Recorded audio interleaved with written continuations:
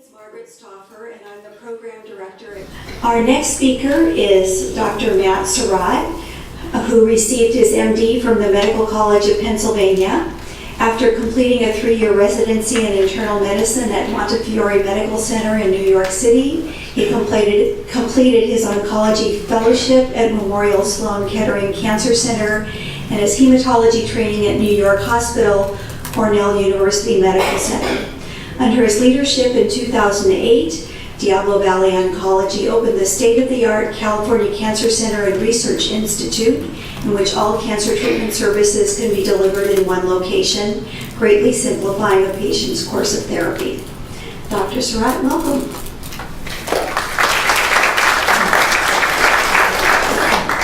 Thank you, Margaret.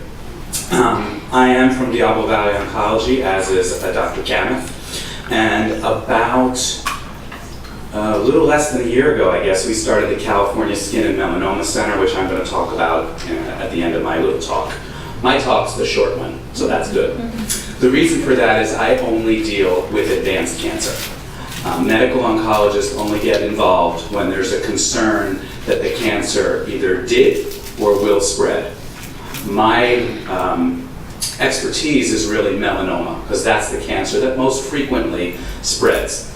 That is not to say some of the other ones don't. There's actually a new drug released for spread basal cell cancer. I have seen that exactly 0 times in 20 years. But there is a new drug out for it if we ever do see it. There are other skin cancers that we haven't talked about. I just wanted to mention. Lymphoma can show up in the skin. It's a particular kind of lymphoma, usually called a T-cell lymphoma, although B cells can occur in the skin. Dr. Gameth didn't mention it, but the Zoff brachytherapy is great for that particular disease. It is very uncommon. There is an entity that's becoming more common that probably is related to sun, called Merkel cell tumor. There are pathologists who don't know what it was up until about 5 years ago. It's of a specific cell in the skin. It can be very aggressive. It's probably been misdiagnosed for many years, and that actually is treated more like lung cancer than skin cancer. So lots of different kinds of skin cancers, but as everyone has already mentioned, in particular Dr. Lee, basal cell, squamous cell, and melanoma are the main ones that we see in this country. There are some spread cases of squamous cell, and I do see that. I have a couple patients in my practice who are being treated for metastatic or advanced squamous cell, but I'm not going to touch on that now. I'm mostly interested in melanoma. That's the disease that you've heard of. That's the serious disease. That's the one you don't want. So when do I see patients? I often see them after the dermatologist has determined that it's a melanoma. The dermatologist usually will refer that patient to a surgeon, and we do have a surgeon on our staff. He's not here tonight. The surgeon does what she already commented on, a wide local excision. They usually will excise that in an oval, and then they close it. And they're getting margins much more than the 1 or 2 millimeters that Dr. Lee is doing with Mohs surgery. Hopefully a centimeter, often a half a centimeter. And based on that, we decide, that's often when I'll see a patient to decide what else needs to be done. Sometimes they'll take out the lymph nodes, or at least the first lymph node, like in breast cancer. And that is an effort to determine how high risk the tumor is. Particularly if the lymph node is positive, that's where I get involved. Adjuvant therapy is, we all use that word several times. That's treatment in addition to whatever the primary treatment is, usually in this case surgery. So some kind of treatment in addition to surgery to help cure the patient. Dr. Gameth mentioned he does radiation as an adjuvant if we're not certain Dr. Lee got it all. He also sometimes will do that in melanoma as well. For me, I use a drug called interferon. Interferon's a pretty old treatment. It is the gold standard. And not only that, it's the only treatment right now in the setting of node positive that hasn't spread. It's a rather cumbersome drug. We wish we had better treatments because it takes a year. And initially it's daily, and then it's 3 times a week, and you're tired of it.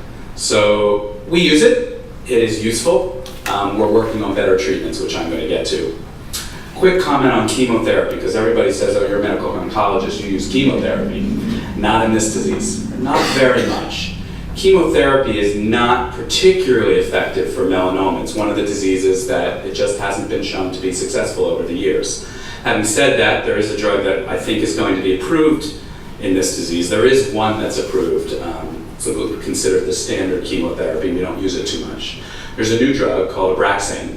It's used in breast cancer, and it's probably going to get the nod from the FDA for melanoma. And it is effective. It's about equally effective as chemotherapies in other diseases. But where the excitement has been is in biologic therapy.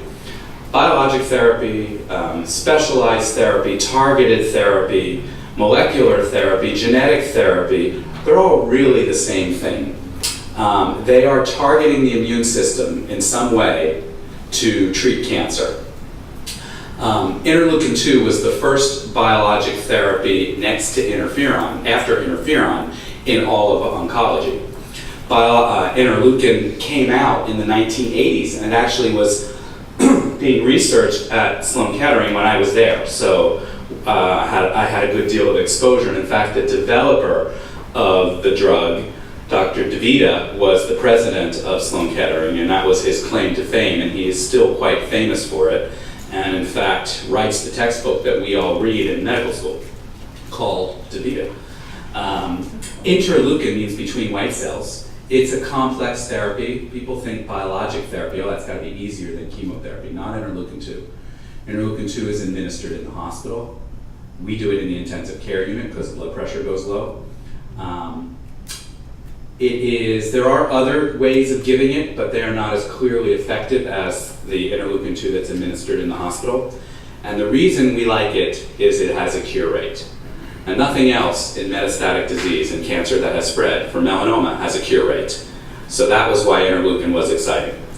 It isn't as high as I'd like the cure rate to be, but we all have patients in our practice who are cured. And in fact, there was a patient who was going to come to this but had another engagement, so he couldn't make it, who is one of our patients who had very extensive disease, completely covering his liver. You couldn't see normal liver at the time.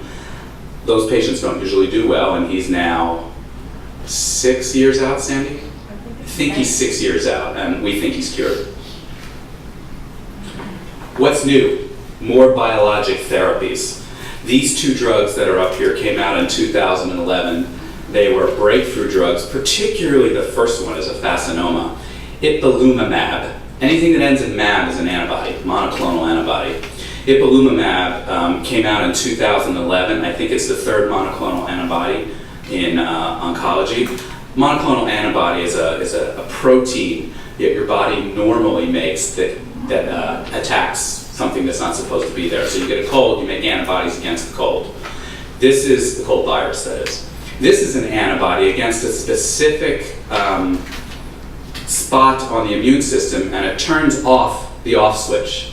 So when you have cancer, there's a reason your immune system isn't getting rid of it. When you have a cold, your immune system fights the cold. When you have mono, your immune system fights mono. You make antibodies against the mono virus. Why don't we get rid of cancer? We form cancers all the time. The immune system is turned off, and this turns it back on. This drug has a survival advantage. That's always the one thing we look for, meaning if you get it, you live longer. And again, we saw a cure rate, we think. This drug is new, but what we see is what's called a tail on the curve. As people are relapsing, there's some patients who don't relapse and the curve flattens out. And the cure rate is more significant than interleukin-2, significantly more significant. So this is a really exciting drug. We need a little more data. Ipilimumab, I am sure, is going to come out in other diseases in the not too distant future, in particular kidney cancer is where it's being researched, another immune-mediated disease. Zelboraf, venfurafenib, spelled it wrong, there's supposed to be an R between the U and the A.